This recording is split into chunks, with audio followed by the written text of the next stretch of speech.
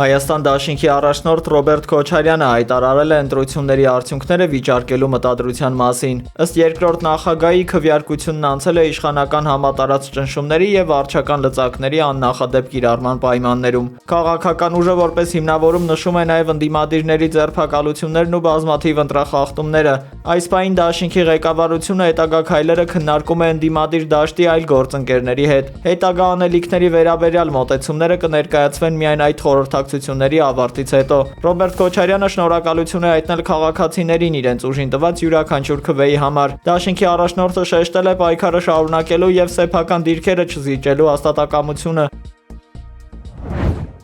4 ընտրատեղամասերում վերահաշվարկից հետո Բարգավաճ Հայաստան կուսակցությունը արդեն 120 քվեի անճշտություն է գտել։ Հրատապ հրավիրված մամուլի ասուլիսի ժամանակ հայտարարել է Արման Աբովյանը։ ԲՀԿ պատգամավորի թեկնածուն հավելել է, որ իրենք գնալու են ամեն քվեի հետևից։ Մեկ այլ ԲՀԿ անդամ էլ հայտարարել է, որ իրենց մոտ 50-ից 60 քվե էր պակասում, որ անցնեն խորհրդարան։ Արման Աբովյանը նշել է, որ իրենք բոլոր ընտրատեղամասերում վերահաշվարկ են պահանջելու։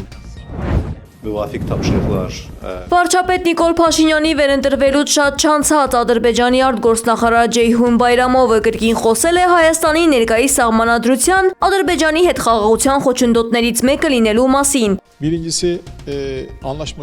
Թուրքիայի արտգործնախարար Հական Ֆիդանը հայտարարել է, որ Անկարան շարունակում է երկխոսությունը Երևանի հետ Ադրբեջանի հետ համակարգմամբ։ Մենք աջակցում ենք Ադրբեջանի եւ Հայաստանի միջև հարաբերությունների կարգավորման գործընթացին։ Ադրբեջանի օրինական եւ հիմնավորված մտահոգությունները պետք է փարատվեն, նշել է նա։ Ֆիդանի խոսքով Թուրքիան կանի հնարավոր ամեն ինչ Հարավային Կովկասում խաղաղություն հաստատելու համար, իսկ կողմերի ցուցաբերած քաղաքական կամքը տարածաշրջանի համար հնարավորությունների կոնկրետ պատուհան է բացել։ Եմեն ընդլայնման հարցերով նորանշանակ հանձնակատարը հայտարարել է մոտ ապագայում Հայաստան այցելելու իր հաստատակամության մասին։ Այս քայլով Բրյուսելը ձգտում է վերահաստատել Եվրոպայի շարունակական սատարումը պաշտոնական Երևանին։ Կոսի համոզմամբ վերջին քաղաքական իրադարձություններն ապացուցում են հայ հասարակության ինքնիշխանության ընտրությունը։ Հանձնակատարն իր խոսքում հատուկ անդրադարձել է Ռուսաստանի գործադրած լայնածավալ ճնշումներին ու հնարավոր միջամտություններին։ Այս ուղերձը հերթական անգամ ընդգծում է Հայաստանի շուրջ ծավալվող աշխարհաքաղաքական բարդ դիմակայությունը։ Ընկերներ, 100,000-ավոր մեր հայրենակիցներ։ Ուժեղ Հայաստան դաշինքի առաջին համար Նարեկ Կարապետյանը տեսաուղերձով է հանդես եկել, շնորհակալություն հայտնելով 100,000-ավոր քաղաքացիներին առյուծի պես պայքարելու համար։ Կարապետյանը հայտնել է, որ ավելի խորքային եւ մանրամասն հայտարարությամբ հանդես կգա ընտրությունների պաշտոնական հաշվարկների եւ հաշվետվությունների ամբողջական ավարտից հետո։ Շնորհակալ եմ տասնյակ ու հարյուրավոր մեր ընկերներից, ովքեր հիմա անօրինական ձերբակալվել են այս 2 օրը, որպեսզի քաղաքացիական պայմանագրի կուսակցությունը կարողանա իր գործերը անի ընտրական process-ի ժամանակ։ Շնորհակալ եմ ձեզանից, դուք ձեր միջոցով, որ մեր ազգը կարողա իր պաշտպանողականությունը պահպանել։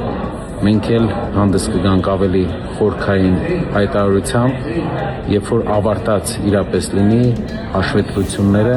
եւ հաշվարկները։ Գիշերն էլ դաշինքի առաջնորդ ազգային բարերար Սամվել Կարապետյանը հայտարարել է, որ ընտրությունները դեռ չեն ավարտվել եւ պետք է սպասել վերջնական արդյունքներին։ Վստահ եղեք,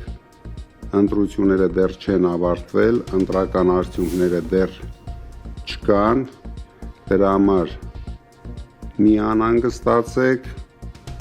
ինքը իրենք չեն ունենալու իրենց ուզած հաղթանակը, որովհետև դուք նույնիսկ իրենց հարցազրույցից, իրենց դեմքերի արտահայտություններից արդեն կռահեցիք, որ իրենց գործերը լավ չեն գնում։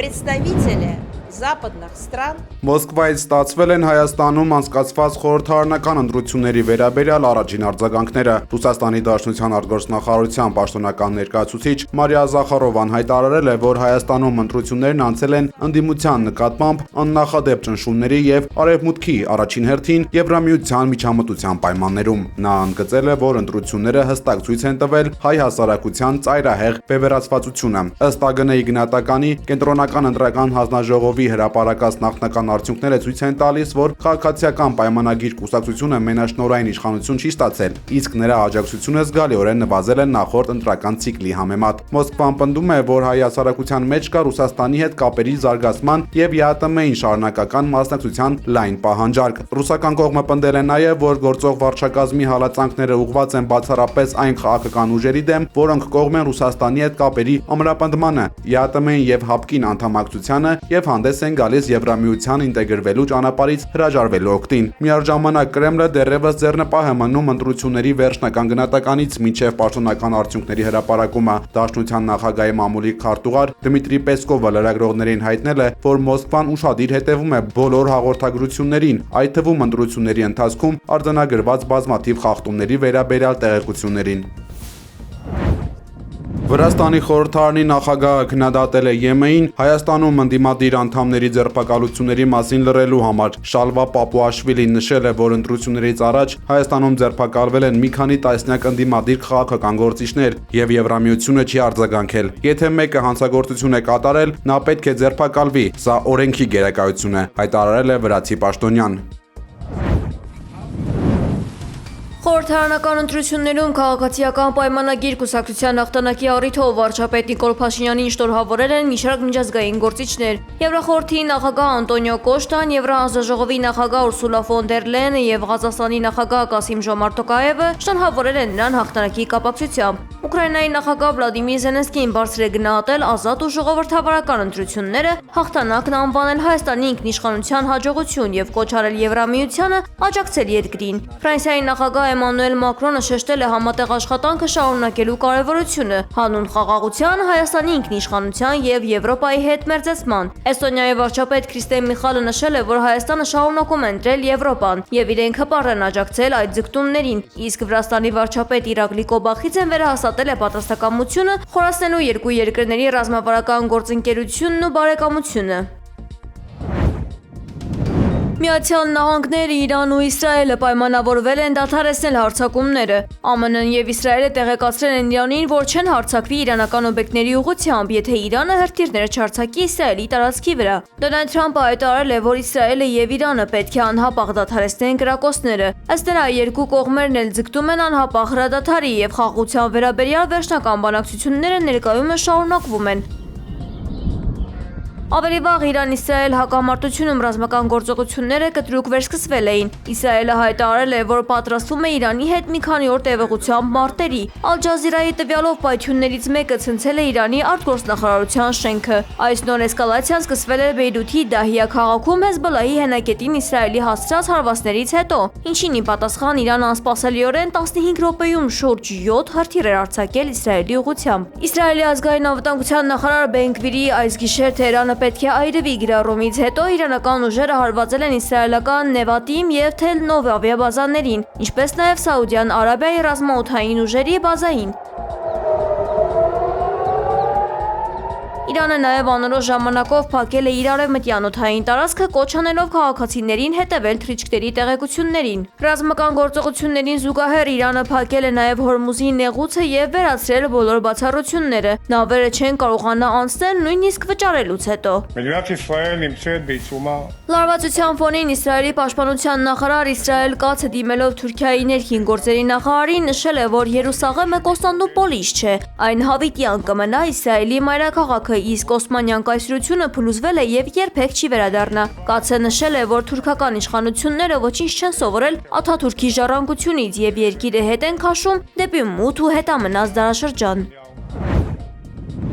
Հարավային Օսեթիայի կառավարության ղեկավար Ձամբոլադ Թադաևը հրաժարական է տվել։ Նիստի ժամանակ նա հայտնել է պաշտոնից ազատվելու անձնական պատճառի մասին։ Ըստ լրատվամիջոցների այս հրաժարականը ճանապարհ է հարթում նոր նշանակման համար։ Թադաևի ղեկավարած կառավարությունը, որը ձևավորվել էր այս տարվա փետրվարին, բախվում էր լուրջ դժգոհությունների։ Դեռևս տարեսկզբից խնդիրներ կային բյուջետային ոլորտի աշխատողների աշխատավարձների ուշացումների, գնաճի եւ տնտեսական միջոցների անարդյունավետ կառավարման հետ, ինչը մեծացրել էր ճնշումը իշխանությունների վրա։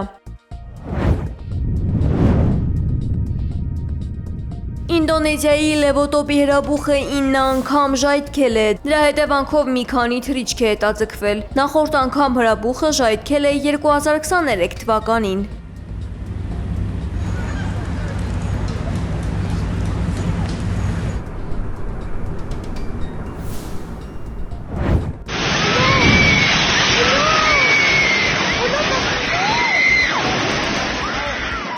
Ֆիլիպիններում 7.8 մագնիտուդ ուժգնությամբ ավերիչ երկրաշարժ է տեղի ունեցել։ Վերջին տվյալներով զոհվել է 4 մարդ։ Իշխանություններն արագ միջոցներ են ձեռնարկել բնակչությանը ժամանակավոր ապաստաններով ապահովելու համար։ Փրկարարներն արտակարգ ռեժիմի են անցել անհետ կորածներին գտնելու համար։